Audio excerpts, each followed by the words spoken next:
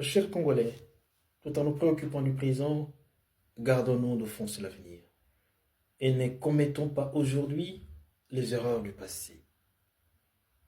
D'abord, c'est offenser l'avenir d'un État du Congo que de signer un accord sur les terres rares. Peu importe que ce soit avec les États-Unis, la France, la Belgique, mais c'est déjà offenser son avenir que de signer un accord sur les terres rares. Pourquoi? Parce que qu'entendons-nous par terre rare? L'expression terre rare est récemment en vogue. C'est une expression qui date du XXIe siècle. Donc c'est très récent. Mais justement, c'est pour flouer, pour estomper le concept de puissance caché derrière le mot uranium. Non, les terres rares veut dire uranium. Mais on ne peut pas dire uranium parce que ça réveille l'attention. Ainsi, il faut parler des terres rares. Et mais pourquoi l'expression terre rare? Justement parce que l'uranium n'est pas d'origine géologique, mais d'origine stellaire. C'est-à-dire ça vient des étoiles.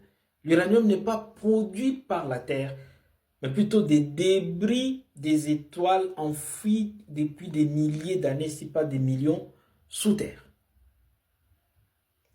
Et le fait que ça vient des étoiles ou d'une étoile, eh bien, l'uranium est en nombre très limité sur la Terre. Et le fait que ça soit très limité, on n'en trouve pas partout. Donc sa rareté fait la rareté de la Terre, d'où les terres rares.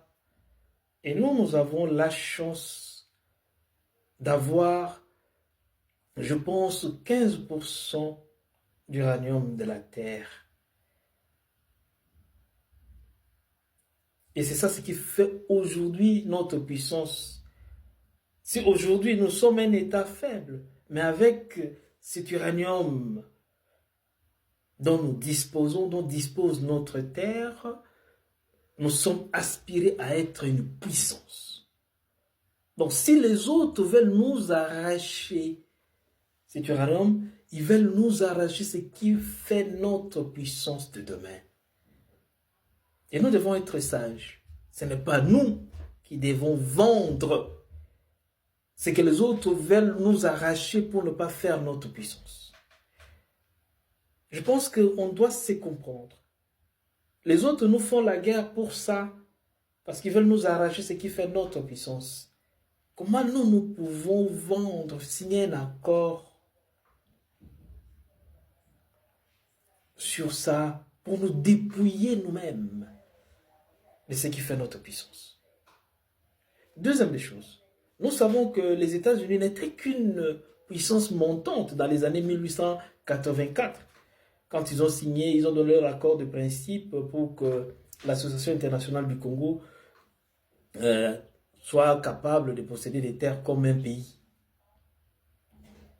Ce n'était qu'une puissance montante. Ce qui a fait la puissance des États-Unis, c'est le fait que les États-Unis ont été dotés d'une bombe atomique grâce à l'uranium venant de Tchimkolob que les Belges avaient vendu aux États-Unis. Et aujourd'hui, nous voulons recommettre la même erreur. Céder ces terres rares. J'en appelle vraiment à la réflexion du gouvernement avant de signer un tel accord. Si vraiment vous êtes soucieux de ce pays, de son avenir, vous ne pouvez en aucun cas, signer de tels accords, un tel accord.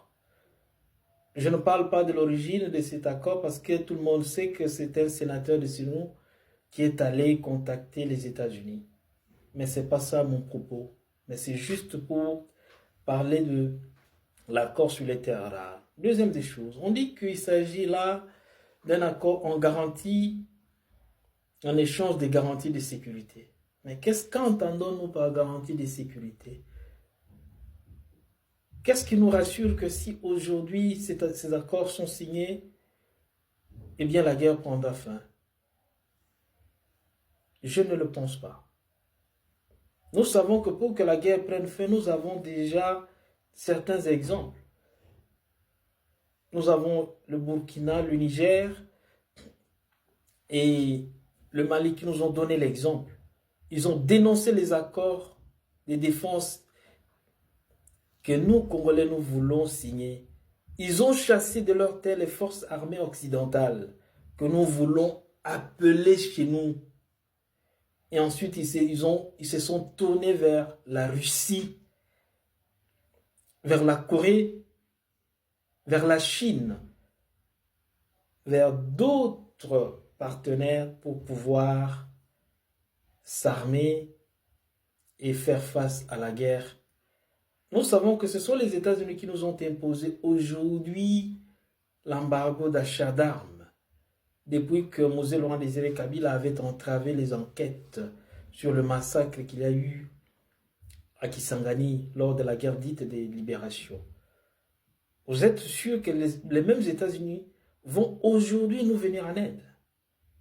Pour ma part, l'échange en garantie de sécurité, pour moi, veut simplement dire garantie de prolongement du mandat du président actuel. L'avenir me donnera raison ou tort si jamais il briguait un troisième mandat. S'il brigue un troisième mandat, ça signifie que ces accords consistaient plutôt au prolongement de son mandat et non pas en échange de sécurité, en échange de la fin de la guerre. Troisième des choses, nous devons réfléchir énormément sur le concept d'accord. Nous savons que nous, Congolais, nous avons été forcés à entrer au marché mondial par les accords que nous avons signés jadis, entre autres avec Stanley. Nous lui avons cédé nos terres. La cession de nos terres a été accompagnée de la cession des souverainetés et nous avons été colonisés. Donc, notre misère vient de deux accords. Avant de signer les accords, nous devons réfléchir. Pour finir, au lieu de brader l'avenir d'un État, pourquoi ne pas réhabiliter le centre nucléaire qui date de l'époque coloniale pour pouvoir nous-mêmes être demain à mesure de fabriquer nous-mêmes les armes nucléaires? Pourquoi moderniser? Pourquoi ne pas réhabiliter ce centre nucléaire de l'UNIKIN qui interroge encore la gouvernance de notre État depuis 1959 de sa création. Deuxième des choses, qu'est-ce qui nous empêche, nous, aujourd'hui,